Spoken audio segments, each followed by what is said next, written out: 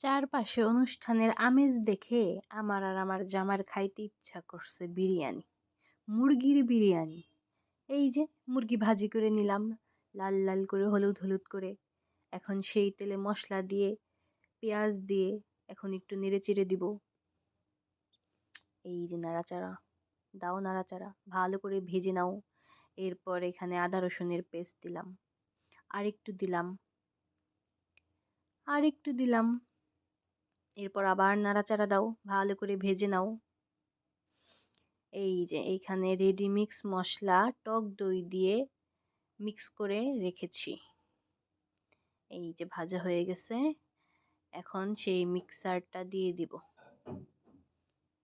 পর পর পর পর পর পড়লো না। আচ্ছা, এটা ধুয়ে দেই। নাড়াচাড়া দাও, নাড়াচাড়া দাও। এই যে ধুয়ে দিলাম। একদম অপচয় চলবে না, কোনো ধরনের অপচয় চলবে না। দাও, ভালো করে নাড়াচাড়া দিয়ে কষানো হয়ে গেছে। এখন এখানে সেই ভেজে রাখা মাংস আর আলুর টুকরো দিয়ে দিব। অনেকেই বলতে পারেন এখন এতটুকু রান্না করলা, আসলে আমরা দুই টোনাটুনি তো, আমাদের দুই এক টুকরাতেই হয়ে যায়, অল্পতেই হয়ে যায়, ভাগাভাগি করে খেয়ে নেই, এই আর কি। এই যে আমার মাংস কষানি হয়ে গেছে, এখন এটা সাইডে রেখে দিয়ে পোলাও রান্না করব। পোলাও, পোলাও, রাইস। তারপর সাদা তেলের মধ্যে মশলা দিয়ে, পেঁয়াজ দিয়ে একটু নাড়াচাড়া দেব। দাও, নাড়াচাড়া ভালো করে ভেজে নাও, ভেজে নিচ্ছি। ভাজা হয়ে গেলে এখন দিয়ে দিব আদা রসুনের পেস্ট, আর একটু দিলাম। এখন আবার ভালো করে ভেজে নাও। এই লবণ দিতে মনে নাই, তোমরা লবণ দিয়ে নিও আবার। এই যে এখন দিয়ে দিলাম সেই ধুয়ে রাখা চাল। এখন ভালো করে নেড়ে নেড়ে কষাও।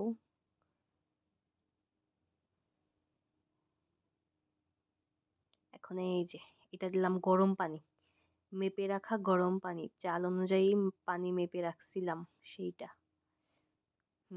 ভালো করে এখন নেড়ে চেড়ে বসিয়ে দাও। হ্যাঁ, ঢাকনা দাও। ও, আমি আবার মরিচ দিছি ৩-৪টা কাঁচা মরিচ, তোমরাও দিও। এই যে হয়ে গেছে। এই মুহূর্তে মাংসগুলা দিয়ে মিশিয়ে নিব। মেশানো হয়ে গেছে, আমি অবশ্য তোমাদের দেখাইনি। এই যে একদম লো আঁচে দিবা।